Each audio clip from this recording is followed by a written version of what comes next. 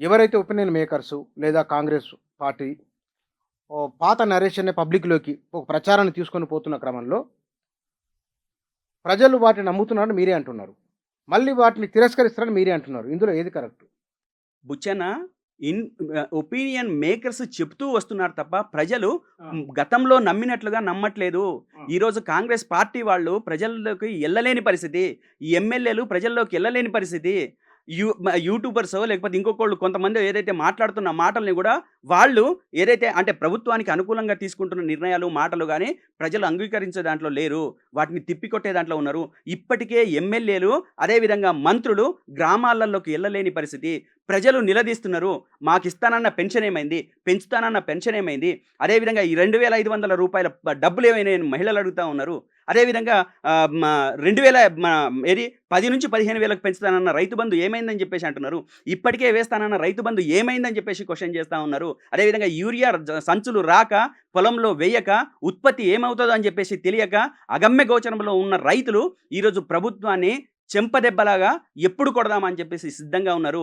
ఈ దగులుబాజీ మాటలు, అన్యాయపు మాటలు, పనికిరాని మాటలు ఈ కాంగ్రెస్ పార్టీ ప్రభుత్వము మాట్లాడినంత కాలం, అబద్ధాల్ని ప్రచారం చేసినంత కాలం, అదేవిధంగా రేవంత్ రెడ్డి చెబుతున్న మాటలు ఏవైతే ఉన్నాయో ప్రజలు ఇప్పటికే తిరస్కరిస్తున్నారు. దాన్ని ధీటుగా తిప్పికొట్టడానికి సిద్ధంగా ఉన్నారు బుచ్చన్న. మీరు గమనించండి. ప్రజల దగ్గరికి ఒక్క మైక్ తీసుకోకపోతే ప్రతి సమస్య వాళ్ళ కళ్ళల్లో నుంచి కన్నీళ్లు కాదు కానీ రక్తం వస్తున్న ఒక పరిస్థితి ఒక కనబడతా ఒక ఉంది. ఒక కామెంట్ బయట వినబడుతున్నది. వాళ్ళ సొంత ఇంటి నుంచే వాళ్ళపైన విమర్శలొస్తున్నాయి. వాళ్ళ లోపాలను వాళ్ళ ఇంటి ఆడపడుచే ఎత్తి చూపుతున్నారు. కొత్తగా తాము చెప్పాల్సిందేమీ లేదనేది కాంగ్రెసు లేదా మీరు చెప్తున్న ఎవరైతే ఒపీనియన్ మేకర్స్ అంటారో వాళ్ళు బుచ్చన పార్టీలో ఉన్నంత వరకే పార్టీ వాళ్ళు. పార్టీ నుంచి ఎళ్ళిపోయిన తర్వాత వాళ్ళెవరైనా మనకు ప్రత్యర్థులే. పార్టీ నుంచి బయటకెళ్ళిన తర్వాత వాళ్ళేం మాట్లాడుతున్నారనేది లెక్క గాదు. పార్టీలో ఉన్నప్పుడు వాళ్ళేం మాట్లాడినరనేది లెక్క. బయటకెళ్ళిన తర్వాత ప్రత్యర్థి ఎట్టి పరిస్థితిలో గూడా దెబ్బ కొట్టడానికి ఏవైనా బట్టగాల్చి మీదేయొచ్చు, లేకపోతే ఇష్టం వచ్చినట్టు మాట్లాడొచ్చు. అది ఎవరైనా గావచ్చు. నేను ఇంటి వాళ్ళ, పరాయి వాళ్ళ గాదు. మా పార్టీ నుంచి బయటకెళ్ళిన తర్వాత వాళ్ళు పరాయి వాళ్ళే. మాకు ప్రత్యర్థులే. ఆ ప్రత్యర్థులు మాట్లాడే మాటలకు ఏమాత్రం క్రెడిబిలిటీ లేదు. నిన్నటిదాకా రేవంత్ రెడ్డి గారు మాట్లాడిన మాటలే ఈరోజు ప్రత్యర్థులు మాట్లాడుతున్నారు. ఆ ఇంటి నుంచి వెళ్ళిన వాళ్ళు ప్రత్యర్థులు. ప్రత్యర్థే. మేము మా పార్టీ నుంచి ఎళ్ళిన తర్వాత, మా అధినేతని తిట్టిన తర్వాత, మా అధినేత గురించి ఇష్టం వచ్చినట్టు మాట్లాడిన తర్వాత, మేము ఏ విధమైన సంక్షేమ కార్యక్రమాన్ని, ఈ తెలంగాణ రాష్ట్రాన్ని అభివృద్ధి పదంలో నడిచిన కార్యక్రమాన్ని తక్కువ చేసేటట్లు మాట్లాడితే మేము ఉద్యమకారుల ప్రత్యర్థులు గాక ఆకాంక్షలు మా నెరవేర్చడంలో వాళ్ళని చెప్పేసి మాట్లాడుకోవాలనా ఉద్యమకారుల బుచ్చన్న? ఆకాంక్షలు నెరవేర్చడంలో టీఆర్ఎస్ లేదా బీఆర్ఎస్ సంపూర్ణంగా వైఫల్యం చెందిందనేది మాట. నేనేమంటున్నానంటే, ఆ వైఫల్యం చెందిన విషయాలు ఏదో వాళ్ళకి చెప్పమనండి. కానీ, అంతకు ముందు ఉన్న తెలంగాణని 100 రెట్లు అభివృద్ధి పదంలో ఉంచిన అంశాలు అనేకం నేను చూపిస్తాను. నేనేమంటున్నానంటే, ఆ అంశాల్ని పరిగణలోకి తీసుకోకుండా, ఆ విషయాల్ని పరిగణలోకి తీసుకోకుండా, ఇష్టం వచ్చినట్టు మాట్లాడుకుంటూ పోతే, అది ఎవరికి నష్టం అని చెప్పేసి నేను అడుగుతున్నా. ఏ గౌతమ్ ప్రసాద్‌కో, లేకపోతే కేసీఆర్ గారికో, కేటీఆర్ గారికో వ్యక్తిగతంగా ఏం నష్టం లేదు. కానీ, అంతిమంగా ఇటువంటి పిచ్చి కూతలు కూసే వాళ్ళకు, పచ్చి మాటలు మాట్లాడే వాళ్ళకు, అబద్ధాలు మాట్లాడే వాళ్ళకి నేను చెప్పదలుచుకుందేంటంటే, అంతిమంగా నష్టపోయేది తెలంగాణ ప్రజలు. తెలంగాణ భూమి. నిన్నటిదాకా కొట్లాడి సాధించుకున్న తెలంగాణ ఈరోజు అభివృద్ధి పదంలో ఉందనంటే, ఆ 10 ఏళ్ళు లేకుండా ఏది లేదని చెప్పేసి గుర్తించుకోవాలి. ఇది నేను మాట్లాడుతున్న మాటలు గాదు. మాజీ ఆర్‌బీఐ గవర్నర్ దువ్వూరి సుబ్బారావు గారు గ్లోబల్ సమ్మిట్‌లో మాట్లాడిన మాటలు. గత 10 ఏళ్ల కాలంలో అన్ని రంగాల్లో వాస్ట్‌గా అభివృద్ధి చెందింది తెలంగాణ అని చెప్పేసి మాట్లాడింది మేము గాదు, మా కార్యకర్త గాదు, మా నాయకుడు గాదు. ఆర్‌బీఐ మాజీ గవర్నర్. అదేవిధంగా మన రాష్ట్రానికి, మన దేశానికి చెందిన వ్యక్తి ఇంకో వ్యక్తి ఉన్నాడు. టోనీ బ్లెయిర్ గారు ఈ తెలంగాణ రాష్ట్రం 10 ఏళ్లలో ఎటువంటి అభివృద్ధి సాధించిందని చెప్పేసి మాట్లాడిండ్రు. ఆయనకేం ఇది తెలుసు? ఎవరికి ఆయనకేం తెలుసు ఇక్కడేం జరిగిందో? ఇక్కడ గ్లోబల్ సమ్మిట్ పెడుతున్న సందర్భంగా ఆయన సెర్చ్ చేయడా? దాన్ని పరిశీలించడా? అధ్యయనం చేయడా? అధ్యయనం చేయంగానే ఒక ఒక ఒక ప్రాంతానికొచ్చి మాట్లాడతారా ఆ ప్రాంతం గురించి? ఏ ప్రాంతం నుంచి వచ్చిన వాళ్ళైనా ఆ ప్రాంతానికొచ్చి ఒక సమావేశంలో, ఒక మీటింగ్‌లోనో, ఒక ప్రసంగం ఇవ్వాలనుకుంటే ఆ ప్రాంతంలో ఉన్న మంచి చెడుల గురించి మాట్లాడలేరా?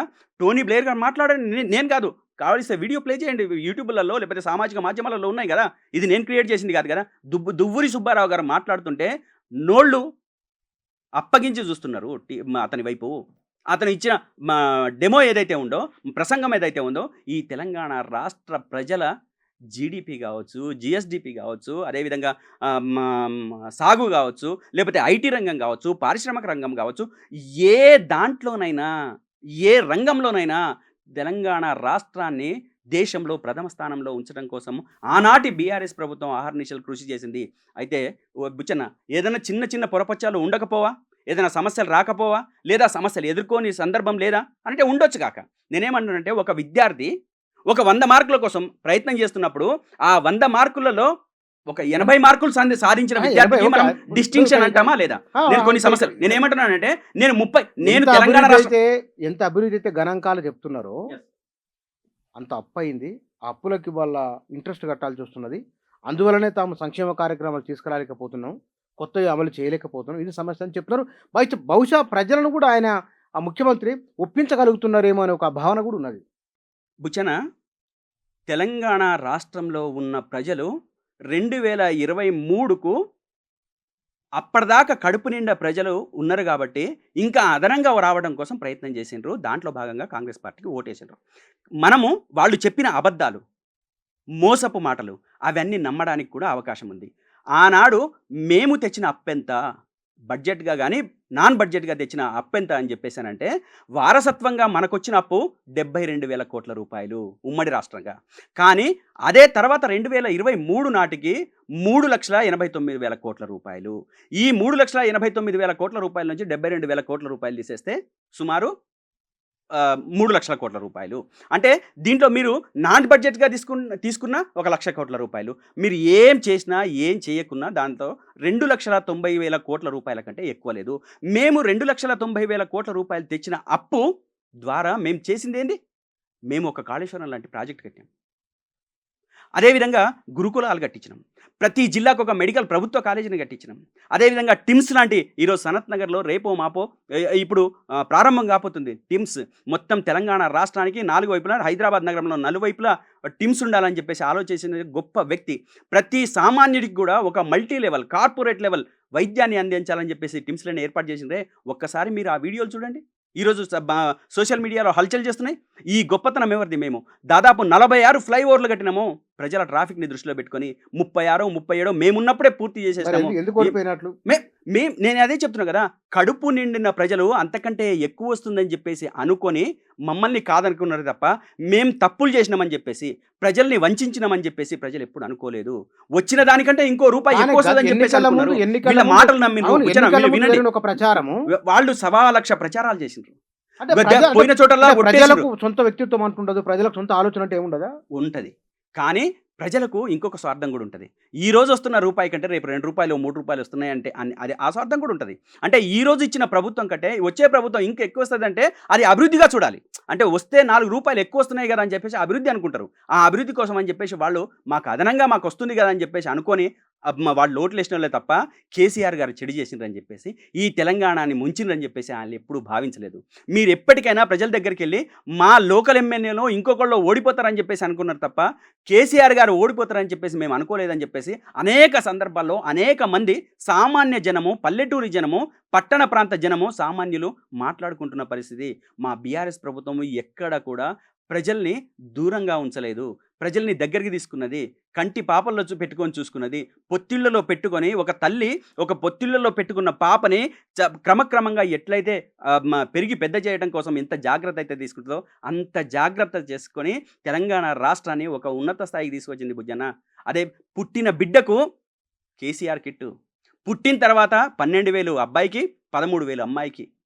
అదేవిధంగా న్యూట్రిషన్ ఫుడ్ ఏం తక్కువ చేసినాం. నేను అంటుంది ఒక మెడికల్ సైడే కాదు, మీరు ఐటీ సైడ్ 1,00,000 కోట్ల రూపాయల సంపదను మేము పెంచినాము.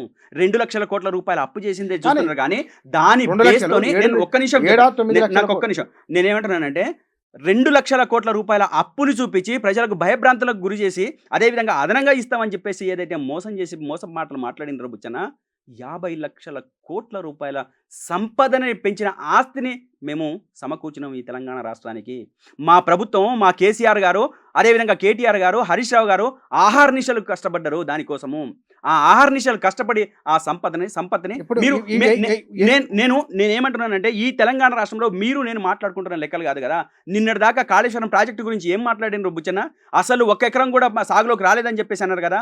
2026 జనవరి 29వ తేదీ నాడు పార్లమెంట్ సమావేశాలలో అదే రోజు ఆర్థిక నివేదిక ప్రవేశపెట్టినరు ఎవరు? కేంద్ర ప్రభుత్వం. దాంట్లో కాళేశ్వరం ప్రాజెక్టు ద్వారా ఎన్ని ఎకరాల సాగులోకి వచ్చిందని చెప్పేసానంటే సంచలన విషయాలు కేంద్ర ప్రభుత్వం అందించింది, అంగీకరించింది, బయటపెట్టింది. 90 లక్షల ఎకరాలు సాగులోకి వచ్చినాయని చెప్పేసి స్థిరీకరణతో కలుపుకొని అయి ఉండొచ్చు బహుశా. ఏదైనా కావచ్చు, కానీ స్థిరీకరణ రూపంలో కావచ్చు, కొత్తగా సాగులోకి వచ్చింది కావచ్చు, అన్ని రకాలుగా దాని కింద పంటలు పండడానికి మీరు అర్థం చేసుకోండి. మనం ఉమ్మడి రాష్ట్రంలో ఉన్నప్పుడు 2014 కంటే ముందు 68 లక్షల మెట్రిక్ టన్నుల పంట పండింది వరి. కానీ తెలంగాణ 2023 నాటికి 2 కోట్లకు పైచీలకు మెట్రిక్ టన్నుల ఉత్పత్తి జరిగింది బుచ్చన్న. ఈ లెక్కలు వాస్తవం కదా. లెక్కల సంగతి ఒక మాట చూద్దాం మనం.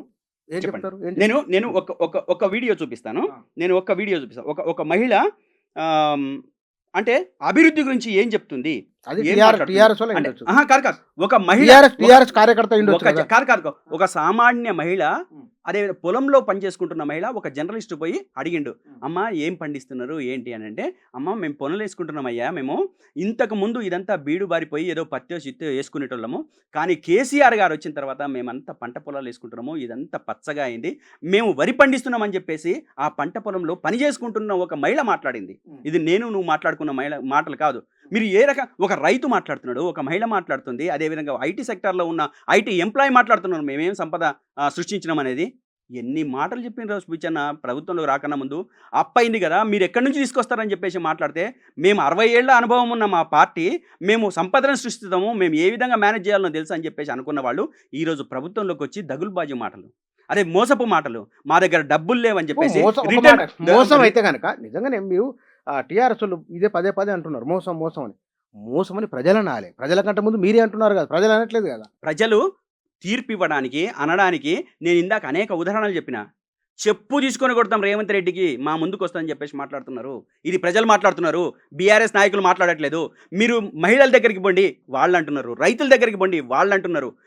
అబద్ధాలు మాట్లాడుతున్న దానికి, మోసం చేస్తున్న మాటలకు మేము సమాధానం చెప్పి తీరుతామని చెప్పేసి మాట్లాడుకుంటున్న పరిస్థితి ఈరోజు తెలంగాణ రాష్ట్రంలో పల్లె ప్రాంతాల్లో, గ్రామీణ ప్రాంతాల్లో, పట్టణ ప్రాంతాల్లో, నగర ప్రాంతాలలో ఉంది బుచ్చన్న.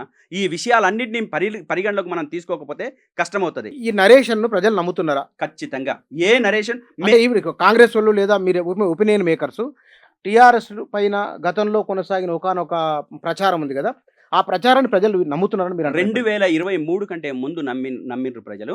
2023, 24, 25 ఇప్పుడైతే ప్రజలు నిట్ట నిలువుగా దోపిడీ చేస్తున్న ప్రభుత్వంగానే, మోసం చేస్తున్న ప్రభుత్వంగానే, అది అన్ని రకాల మోసాలకు గురి చేస్తున్న ప్రభుత్వంగానే చూస్తున్నారు.